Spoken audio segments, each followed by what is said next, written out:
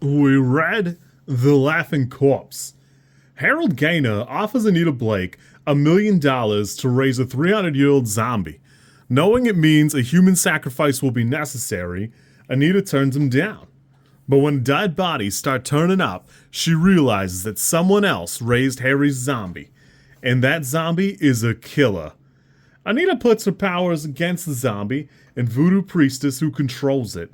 In Laughing Corpse, Anita will learn there are some secrets that are better left buried, and some people better off dead. I gotta be honest with you, this is about the same length as Guilty Pleasures.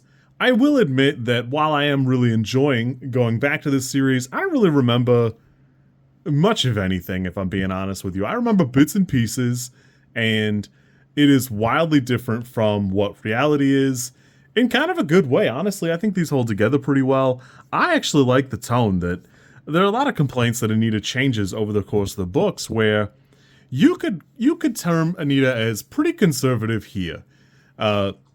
She's pretty staunchly anti-vampire. Really, she's not super fond of anything supernatural that's not her. And even that, she talks about her powers like she has a modicum of disdain for them. Like, she likes them now, but you can tell that things were not always super easy for her, and she comments on that a little bit in the books. I've really enjoyed the course of the path we've taken. I will admit, I do feel like it's a wasted effort to have introduced Valentine, who seems like such a foe, such a force, to leave her with these mangled up scars and stuff, and then to kind of unceremoniously kill him without having, like, some kind of a big moment there. But there is an element of that it's very urban fantasy to have enjoyed that, in the same way that Nikolaos, like, I like to think I would have enjoyed her reign a little bit more, being on the run, but we've made vampires so powerful in these books, I really don't know what more you could do other than kill her there the way you do. Basically getting the drop on her, using the crazy sword, and moving on. So, I don't know. It probably is for the best. I mean, there's other things to investigate here in the city. I like that we see a little bit of different parts of it. The were-rats, there's, obviously some other animators. Supernatural stuff is out there. And I think in this book, she actually comments on demons. The stuff is out there. It's just not in your face. So we don't really need to see everything all at once. We can see it gradually. And I like the way this onion peels away and reveals layers and layers of the city.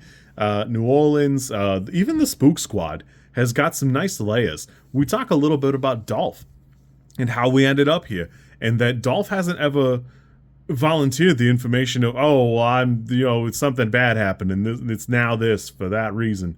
I appreciate that we haven't just come out and been like, oh, yep, that's our life now. I've really enjoyed this. I've had a really good time with it. I don't mind John Claude per se, but I'm not excited to see him a ton.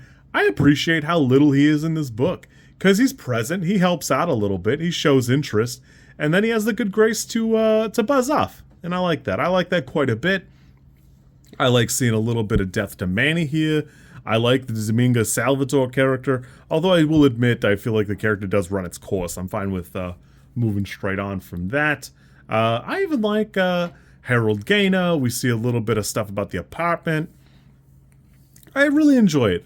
It's very different for an urban fantasy, and Anita Blake has a very specific kind of voice between Yippee and Peachy Keen. We've got a very specific kind of way of talking about things around you and addressing them, and I really appreciate that. I really am having a great time with this. Just because I have Goodreads popped up in front of me, it's got 88,000 ratings, and it's still at a 4.13, which is pretty great. Honestly, I think I'm guessing by 5 or 6, we'll see more and more of these ratings drop off a little bit, but I don't think as much as you think. I think we'll stay solidly in the high 3s to 4s. Honestly, even if you quit now, you'd still have a pretty solid urban fantasy here. This is pretty great. I even appreciate the way she leaves things kind of up in the air. We're still getting kind of, the droplets of, some ramifications of stuff that goes on in book 1, and then it seems like we'll have some more later. I will say that for the people who don't like the tone that Anita has, it almost is necessary. There's some definitely gruesome content in this book that, thank God we're talking, and she even addresses that a little bit in this book. I had a great time with this.